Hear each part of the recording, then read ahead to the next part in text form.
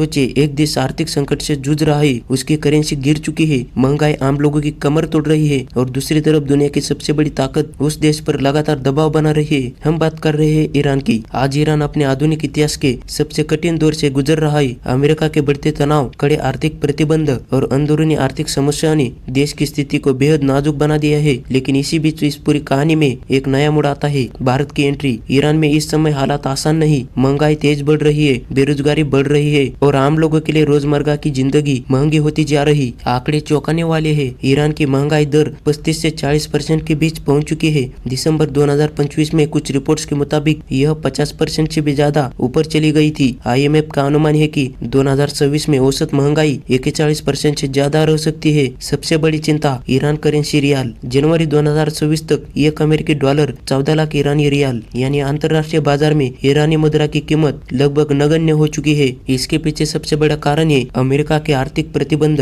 Iran के परमाणु कार्यक्रम को लेकर अमेरिका और पश्चिमी देशों ने कई बार उस पर सख्त प्रतिबंध लगाई। 2012 में ईरान को पहली बार स्विफ्ट बैंकिंग सिस्टम से बाहर किया गया। 2015 में समझौते के बाद थोड़ी राहत मिली, लेकिन 2018 में अमेरिका ने फिर से प्रतिबंध लागू कर दिए। इसका मतलब ईरान डॉलर में लेन देन नहीं कर सकता, इंटरनेशनल बैंकिंग सिस्टम से कटा हुआ है, तेल बेचकर भी आसानी से पैसा नहीं पा सकता। यही से ईरान की आर्थिक मुश्किलें और गहरी होती चली गई। अब कहानी में आता है भारत। ईरान लंबे समय तक भारत का सबसे बड़ा तेल सप्लायर रहा है, लेकिन जब डॉलर में भुगतान बंद हो गया तब भारत और ईरान ने मिलकर एक अनोखा तरीका निकाला, रुपया पेमेंट। कोलकाता के यूसीओ बैंक में ईरान का विशेष अकाउंट खोला गया। भारत तेल खरीदता, भुगतान डॉलर की जगह भारतीय रुपए में करता। ईरान उन्हीं रुपयों से भारत से चावल, चाय, दवाइयाँ और मशीनरी खरीदता। यह तरीका पूरी दुनिया के लिए एक मिसाल बन गया। हालिया रिपोर्ट्स के मुताबिक भारत ईरान को बड़ी मात्रा में जरूरी सामान भेजने की तैयारी कर रहा है। इन ट्रकों में कोई हथियार नहीं, कोई सैन्य सामग्री नहीं, बल्कि खाद्य सामग्री, दवाइयाँ, जरूरी मेडिकल सप्लाई, मानवीय सहायता का सामान। और यही है इस पूरी कहानी की सबसे अहम बात, मानवीय व्यापार। अंतर्राष्ट्रीय कानून और संयुक्त राष्ट्र के नियमों के अनुसार भले ही किसी देश पर कितने प्रतिबंध हो, लेकिन खाना, दवाइयाँ, मेडिकल सप्लाई, जरूरी मानवीय सामान, इन पर रोक नहीं लगाई जा सकती। इसी कानूनी सुरक्षा को कहा जाता है मानवीय व्यापार। भारत इसी रास्ते से ईरान तक मदद और व्यापार जारी रख सकता है। अगर इस तरह के व्यापार पर रोक लगाई जाए तो वह सीधे संयुक्त राष्ट्र के नियमों के खिलाफ होगा। भारत पहले भी साफ कह चुका है, हम अपने व्यापारिक फैसले किसी दबाव में नहीं बल्कि अंतर्राष्ट्रीय हितों के आधार पर लेते हैं। फिलहाल भारत की प्राथमिकता है अपने नागरिकों की सुरक्षा, क्षेत्र में स्थिरता और मानवीय जिम्मेदारी निभाना। अंत में सवाल, आपको क्या लगता है, क्या भारत को ईरान के साथ मानवीय व्यापार जारी रखना चाहिए या अंतर्राष्ट्रीय दबाव के आगे झुक जाना चाहिए? आपकी राय कमेंट में जरूर बताइए।